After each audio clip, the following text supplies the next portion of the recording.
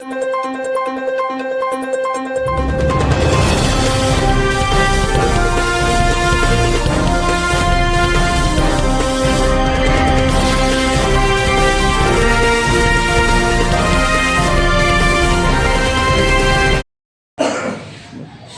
नेते रविराजू साबळे यांनी जे सोशल मीडियावर कारखान्याची बदनामी केली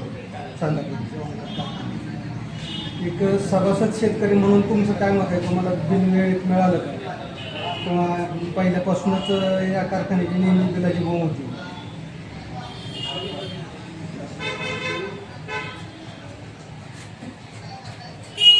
मी रामभाऊ मगर लिंबगाव ऊस उत्पादक शेतकरी आहे. गेल्या 6 वर्षापूर्वी ओंकार साखर कारखाना परिवाराने हा चांदापूर येथील साखर कारखाना आपल्या ताब्यात घेतला. ताब्यात घेत असताना या कारखाना प्रतिदिन गाळप क्षमता कमी होती. कोणतेही उपपदार्थ प्रकल्प त्याच्याकडे नव्हते. प्रचंड अडचणीच्या काळातून या कारखान्यातून ज्यांनी ती गाळप केलं त्यांचा माझ्या माहितीनं एकही रुपया त्यांनी ठेवला नाही. आणि यावर्षीही माझा जवळपास 173 टन ऊस गेला आहे आणि 173 टनाचं मला पैसे पेड झाले. ही वस्तुस्थिती आहे. मात्र 15 जानेवारीपासूनचं बिल थांबलं ही वस्तुस्थिती आहे. म्हणजे आम्ही काय नाकारू शकत नाही, शेतकरी या नात्यानं नाकारू शकत नाही. कारण का की शेतकऱ्याला प्रचंड अडचणी आहेत, त्याला वेळेत पैसे लागतात, हेही कबूल आहे. परंतु त्यानंतर त्यांनी काय केलं, त्याला एक दुसरा पर्याय त्यांनी व्यवस्था केली की जे शेतकरी आहेत ज्यांना दवाखान्याचा प्रश्न असेल, ज्यांना ॲडमिशन असेल, ज्यांना कुणाचं खरेदी खत करायचं आहे, त्या लोकांना अर्ज दिल्यानंतर आम्ही आपल्या कारखान्याचे जनरल मॅनेजर वाघमोडे साहेब यांच्याकडे अर्ज दिल्यानंतर त्यांना तातडीनं अगदी दुसऱ्या दिवशी पैसे पेड झाले. असं काय नाही की प्रत्येकाला पैसे दिले नाहीत, असं काय झालेलं नाही. आणि 15 जानेवारीपासून त्यांनी 1800 रुपये प्रमाणे सर्व खात्यांचा पैसे म्हणजे 20 दिवसाचे फक्त पैसे राहिले होते. 20 दिवसाचे सर्व पैसे त्यांनी खात्यावर जमा केले.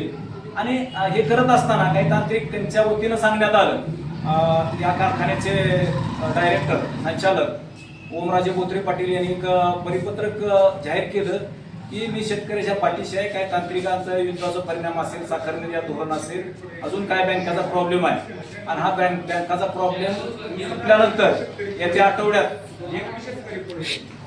आठवड्यात आम्ही हे सर्व पैसे पेड करू आणि त्याच्यानुसार पैसे पेड व्हायला सुरुवात झाली. फार तर तुम्हाला याचा मी मेसेज दाखवतो, तुम्हाला पैसे आलेले. म्हणजे आमचे जे लिंबगावमध्ये जे महाराष्ट्र बँक आहे त्याचा मेसेज आहे माझ्याकडे पैसे जमा झाले. असं काय आपण काय कारखान्याची बाजू घेऊन बोलतोय किंवा अजून कोणाची बाजू घेऊन बोलतोय असं काही विषय नाही, मेसेज आहे. ओंकार कारखाना जो चर्चेत येते किंवा ते 17 युनिट चर्चेत येत आहे त्यामुळे आधी ओंकार ग्रुपला टार्गेट केले जाते.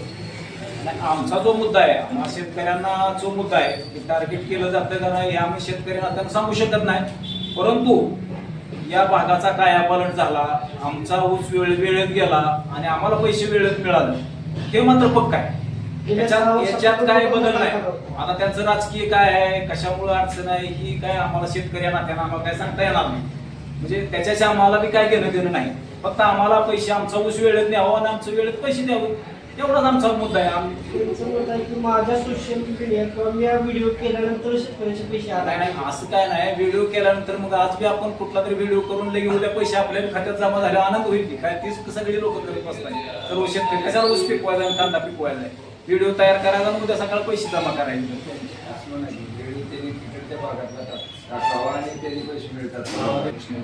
इतर कारखान्याचे तर स्वागत नाही आमची. रविराज साबळेची करतायत बुत्रे आपले बुत्रे पाटलांवरती जे आरोप करताय तर त्यांच्यात भूमिपरांना तालुक्यातील काही कारखाने त्या कारखान्याने आतापर्यंत कुठल्याही प्रकारचं बिल शेतकऱ्यांना दिलेलं नाही, त्याबद्दल काय सांगा? रविराज साबळेंचं आम्ही स्वागतच करतो, कारण शेतकऱ्याला मांडल्याशिवाय काही मिळत नाही. ही वस्तुस्थिती आहे. मागणी आपली मागणी तर मांडलीच पाहिजे. रविराज साबळेंचं विशेष आहे की त्यांनी मांडलं. मात्र हे करत असताना त्याला दुसरी बाजू आहे की काल परवा माझ्या वाचनात अशी बातमी आली की त्यांच्याच एका साबळे म्हणून भूम तालुक्यातला एक शेतकरी आहे अमोल साबळे म्हणून, त्यानं 2.5 एकरातला 600 पोती कांदा जाळला. म्हणजे याच्याबद्दल बी आवाज उठवायला पाहिजे. म्हणजे शेतकरी नेते या नात्यानं त्यांनी याच्याबद्दल बी आवाज उठवायला पाहिजे. आणि ज्या कारखाने सुरुवातीपासून FRP दिली नाही ती बी आपली शेतकरी बांधव आहेत की आमच्यासारखीच बांधव आहेत ती शेतकरी आहेत आमचेच बांधव आहेत त्यांनाही पैसे मिळवून दिलं पाहिजे. आणि त्यांच्या जी भागातले साखर कारखानदार आहेत काय आम्ही आमचं काय त्याच्याबद्दल काय तिथल्या शेतकऱ्याचं आमचं काय आम्ही काय चळवळीतली माणसं नाही. आम्ही आपल्या शेतकरी नात्याने सांगतोय त्या पण शेतकऱ्याला पैसे मिळालं कारण त्याचाही प्रपंच त्याच्यावर अवलंबून आहे. त्यांच्या जिल्ह्यातले असतील त्यांच्या तालुक्यातले असतील कुणाचं आपण नाव घेणार नाही. परंतु आम्ही पेपरच्या आम्ही वाचक आहे चांगला त्यामुळे आम्ही पेपरच्या माध्यमातून वाचतो की बाबा त्या कारखान्याचं बिल पेंडिंग आहे तिथलं बंद पडले. आणि सगळ्यात महत्त्वाचं बाब आहे की हा कारखाना जे ओंकार साखर कारखाना चांगला अतिशय व्यवस्थित चालतोय आणि भविष्यातही चालेल. आणि लोकांचा जो विश्वास आहे या कारखान्यावर माझ्या माहितीने यावेळी 5-5.5 लाख टन गाळप झाल्या आणि याला आमच्या शेतकऱ्यात थोडा संभ्रम निर्माण झाला साबळ्यांच्या मुळे की आम्हाला कुठं खटकलं त्यांनी पैसे मागण्याबद्दल दुमत नाही. त्यांनी अजून पैसे मागावं अजून रितसर अर्ज करावा अजून काय करावं त्याबद्दल आमचं रितसर फक्त एक आम्हाला खटकले की चेअरमन आहेत चेअरमन बाबुराव बोत्रे पाटील हे 2000 कोटी घेऊन पळून जाणार. आम्हाला पैसे दिले तर ना आम्हाला वाटलं पळून गेलो आमच्या ऊसाचं काय करायचं पुढच्या येणाऱ्या ऊसाचं काय करायचं हा प्रश्न आम्हाला पडला. पळून गेल्यावर मग आमच्या ऊसाचं इथं कोण चालू आहे आमच्या ऊसाचं कसं पैसे मिळाले हा प्रश्न पडला. बाकीचं आम्हाला रविराज साबळेचं कौतुकच आहे त्याबद्दल काय दुमत असायचं काय कारण नाही. आता तुम्ही म्हणताय की 2000 घेऊन बोत्रे पाटील पळून जातील तुम्ही त्याबाबत त्यांना विचारता की बाबा असा विषय होतोय त्यावेळी चेअरमन साहेबांनी तुम्हाला काय विश्वास दिला? नाही आमची चेअरमन साहेबांचं याच्यावर काय बोलणं झालं नाही. पळून जाणार तर आम्ही शेतकरी आहे आमचं काही बोलणं झालं नाही. तुमच्या संचालक मंडळाशी काय सभासद नाही आमचं इथले जे जनरल मॅनेजर आहेत वाघमोडे साहेब यांच्याशी चर्चा झाली या संदर्भात त्यांनी सांगितले की असा कोणताही प्रकार नाही तुमचं पैसे मिळालं त्यामुळं काय विषय नाही पळून जायचा न पळून जाण्याचा काही विषयच नाही ना त्यांनी सांगितलं.